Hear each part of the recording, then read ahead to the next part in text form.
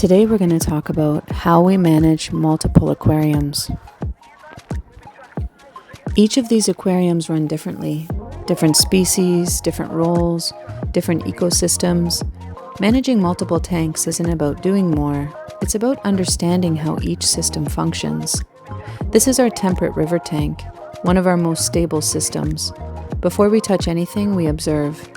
We look at fish behavior, plant condition, and water clarity to tell you if the system is in balance or starting to drift.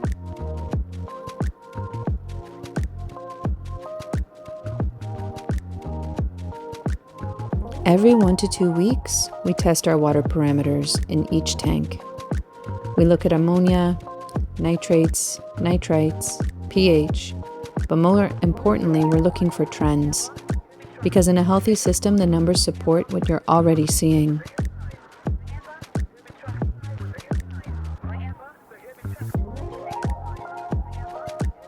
We already generally know what numbers to expect in each of our tanks. They don't all come within the acceptable parameters due to different factors, like some of our tanks have different bioloads, some of them are heavily planted, so we do get ranges of values for our water testing parameters.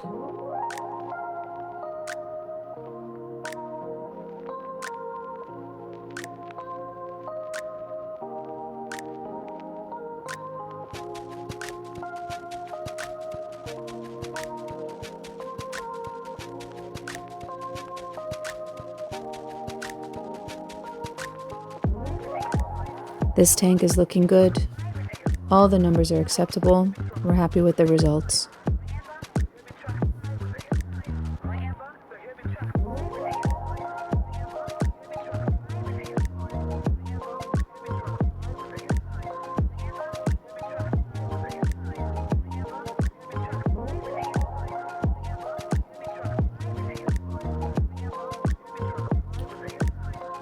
Now we're going to drain water so that we have tank water for our filter rinse.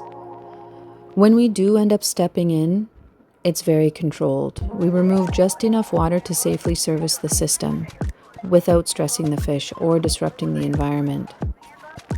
We add a net to the end of our hose to make sure that these little danios and mountain minnows don't get sucked up by accident. For some reason, they seem very curious whenever there's something in the tank, and they'll just go right up the tube.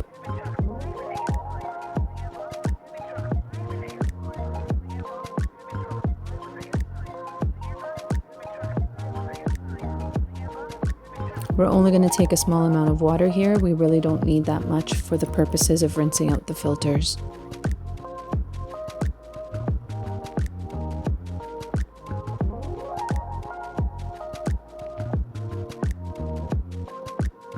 Now we're going to do our filter service. Filtration is the backbone of the aquarium. Mechanical filtration, like filter floss, removes debris, but biological filtration is where the real work happens. Beneficial bacteria convert ammonia into nitrite and then into nitrate. That's why we run sponges and biomedia in tank water, not tap water, to preserve that bacterial colony. Here we're putting the biological media into the tank water bucket, and we're going to give it a good rinse as well as the filter sponge.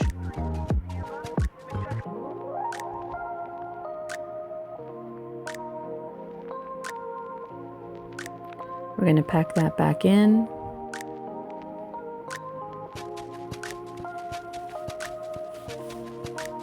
Now we're going to give the filter floss a good rinse. We're going to try to get this back to as white as possible. It will never be as good looking as a fresh piece, but it's going to get pretty close.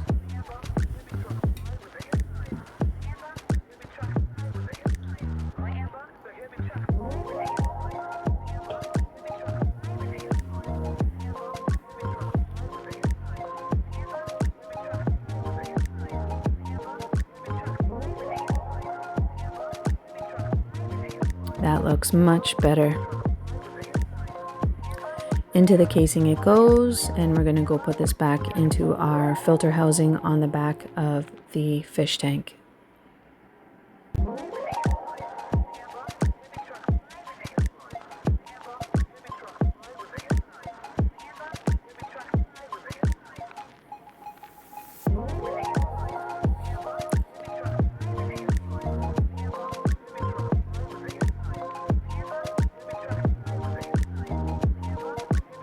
Usually algae is pretty low on this tank, but we did notice that there was some on the glass and we wanted to go ahead and remove it. We know that algae is part of every system, but we need to keep it controlled. This is where species selection matters. Siamese algae eaters actively graze on algae throughout the tank, while bristlenose plecos focus on surfaces and biofilm. They don't eliminate algae, but they do help to keep it in balance. And we really don't have a lot of algae in this tank, but we found a little spot and we're going to scrape it and get rid of that there. While we were scraping the algae, we noticed that the power head had fallen off the back of the glass. You can see it dangling there, so we're going to be fixing that up in a moment as well.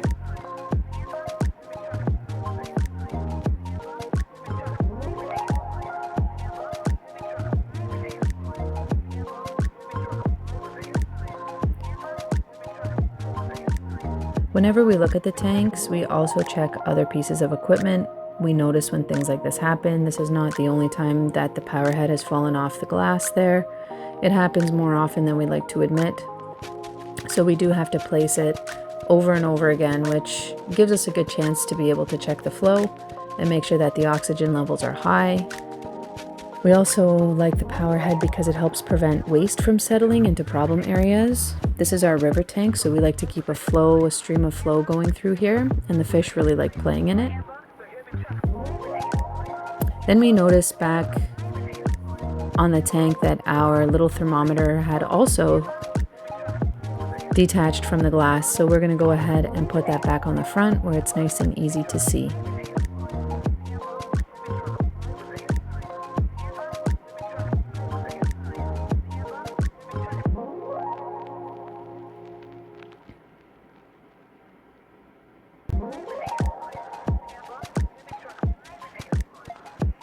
Now we're going to go ahead and refill the water in the tank.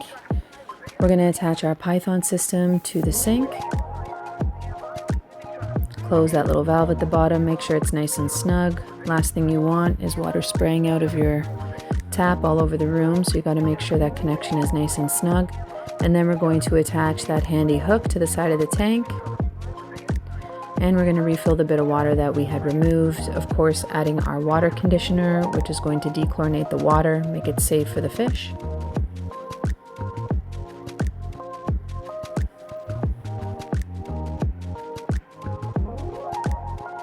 Today this tank does not need a gravel vacuum, which is why we only took a small amount of water from the tank. Some of our tanks here are very well established, and we don't gravel vacuum very often at all. But if the nitrates were high or a lot of debris was building up, then we would act. If the system is stable, then we just leave it alone.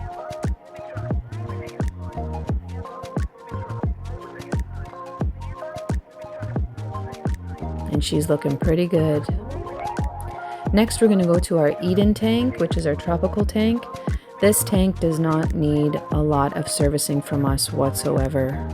We're going to start with our water testing. As we said, we do this about every 2 weeks just to check the levels. This is a pretty closed ecosystem. It's becoming very well established, and we really do not have issues with this tank at all. In terms of water change and deep cleans, we only do it when there is an imbalance in the tank, which doesn't happen very often. Here the water results look pretty good. Our nitrates are always going to be a little on the higher side because it is a heavily planted tank. We're going to check the substrate and the plant health. We're going to take a look at how things are doing. Are we noticing any plant melt? Are we noticing any plants that aren't doing well? Pests, algae growth, if they need trimming. We look to see if there's deposits in the substrate with areas that we might need to disperse or remove. There is an area of the tank coming up here with the alligator head down there. That is the area that tends to have a lot of settling substrate and debris, but we really don't worry about it much.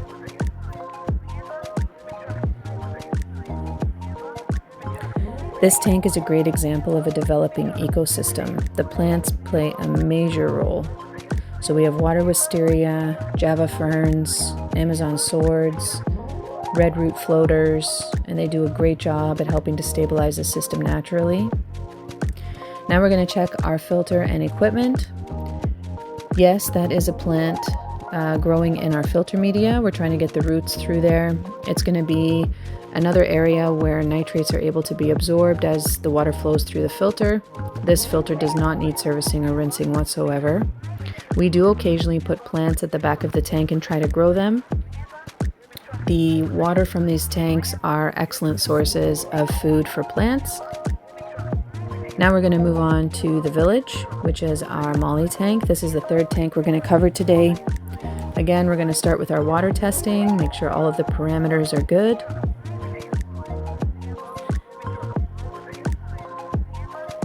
This tank is a bit more active. Live bearers like mollies increase the bioload quickly, which means more nutrients are in the system.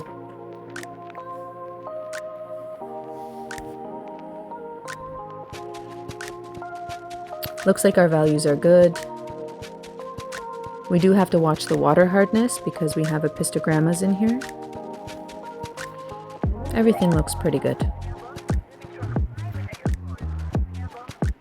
Ammonia looks great. Oh, got a little leaf on there.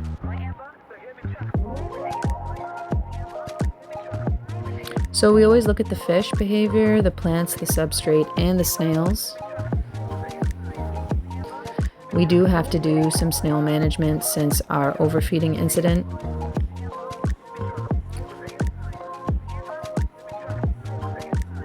All the fish are looking good. When we added the apistogrammas, we were a little concerned about adding them in with the mollies. They're not considered overly community fish, but we've had a really great experience with them so far. The plants all look all right. We're going to have to do some snail removal later.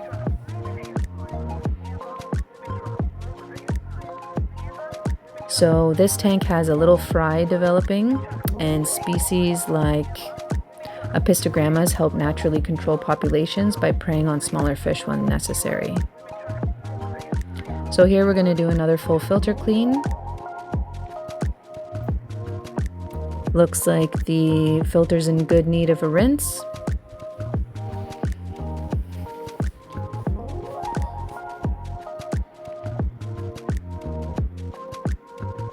We're going to go ahead, take out this filter floss. There's our biomedia. Another piece of filter floss. And a sponge. Here we go, we're rinsing the biomedia and the sponge into the tank water. This is essential for the health of your tank. Please, please, please never rinse your biomedia or your filter sponge in tap water. Here's our filter floss. We're going to try to make that gunky looking thing look as clean as possible. If we can't get it clean, we'll just replace it, but we're going to see how it goes.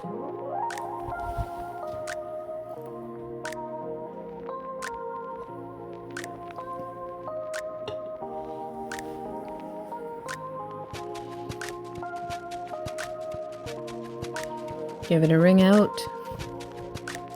And look how much better that looks. We can get another couple uses out of that, I think. Putting everything back in.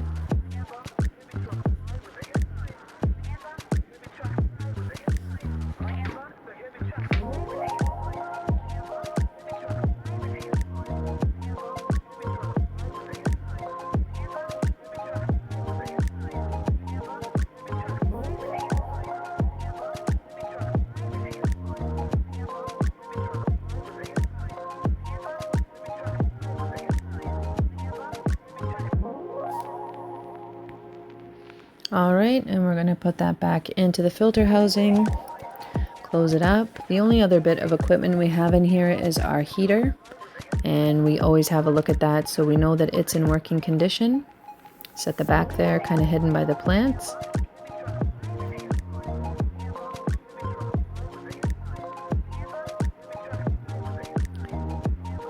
So we have a quarantine box in the top middle of the tank here. This is where we keep our baby fry as it develops. So we have to be very careful trying to remove some of this detritus from the quarantine box. That little baby fry is very curious about our turkey baster here. So we have to be very delicate with it and only take out a little bit at a time. We can't make it perfect. We're just trying to make it look better than what it is right now. We have an interesting story about this little fry that we're going to share in a future video. So if you're interested in finding out what this big mystery is, you can follow us for more. Here we're going to try to get a little bit more, but it looks like that little guy is going to go right up the tube. He doesn't. He's safe.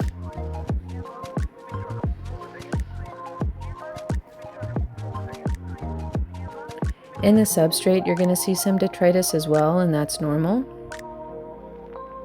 We have a pleco in here who helps with algae management and biofilms. Here we're going to try to remove a little bit of it with our turkey baster, but it's a healthy tank and waste will be broken down and reused within the system. So we just get as much as we can, break up the area, and we're going to let the rest get dealt with by the system.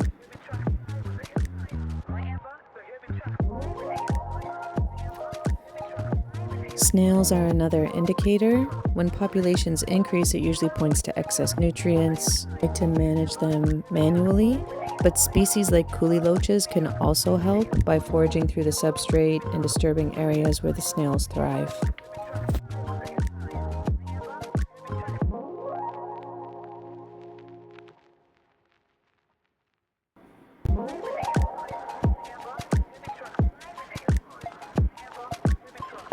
And now we're going to add some AccuClear to the tanks that need it, which would be our molly tank and the river tank. We use a clarifier just to polish the water, but it's a finishing step, not a fix. So here we are adding it to our river tank as well. Look at that. It looks beautiful.